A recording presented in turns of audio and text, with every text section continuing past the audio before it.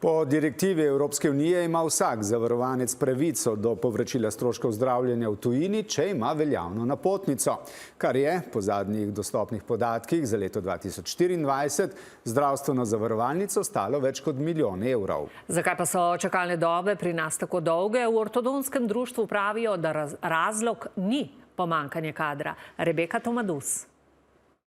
Obljube o hitrih ortodontskih obravnavah čez mejo so v zadnjih letih vse bolj iskane. Razlog pa naše čakalne dobe, ki se merijo tudi v več tisoč dneh, torej več kot 5 letih. Zadnjih nekaj let že beležimo povečano število odhodov v tujino. To je tudi seveda posledica, da nam to Evropska direktiva je omogočila. Ljudje so to pravico spoznali, skladno z našim zakonom imajo tudi možnost povračila. Samo dejstvo, da imate dano napotnico, je v skladu s trenutnim zakonom o zdravstvenem varstvu in zdravstvenem zavarovanju dovolj, da greste lahko na specialistični pregled bodisi v Sloveniji ali v tujini. In prav povračila za ortodontske storitve vztrajno naraščajo. Samo leta 2024 je ZZZS povrnil več kot milijon evrov. Za lansko leto ocenjujemo, da bojo stroški ortodontskega zdravljenja v tujini na približno enakem nivoju kot leto predtem. Skupno v zadnjih 7 letih, torej več kot 3,8 milijona evrov. Ocenjujemo, da se v tujino financira že za vsaj 5 ortodontskih programov letno, kar pomeni 5 ortodontov bi lahko nudilo otrokom storitve doma. ZZZS pravi, da že zdaj plačuje več timov, kot pa je aktivnih ortodontov.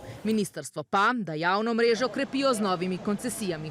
Kje torej tiči razlog za kolaps sistema? Na vsakem razpisu za koncesije pa se na ministrstvo prijavi večkratnik kandidatov za razpisano število programov. Tako da interes je, razpisov pa ni. Mi nimamo primera, da nam starši ne bi potarnali, koliko časa čakajo, da še naprej letni pršel in tako naprej. Tako da tu govorimo vedno o letih, pa vedno prestavljanju terminov. Pa opažajo v eni od posredniških agencij in posledično Slovence pošiljajo na Hrvaško. Recimo od 1400 do 1600 evra po čeljusti, ako govorimo o fiksnim aparatima, a mobilni su naravno dosta manje. To je od 400, 500, 700 evra, zavisi, znači ima puno vrsta aparatića. U svakom slučaju sve pokriva vaš slovenski HZZO, kako se kaže, ZZZS.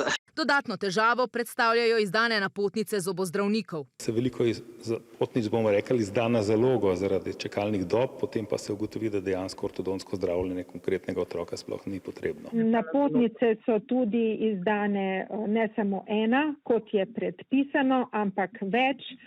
In potem se dogaja to, da je število napotnic v sistemu ogromno. Več kot tretjina jih je izdanih neutemeljeno ali prehitro, so pokazale zadnje raziskave stomatološke klinike.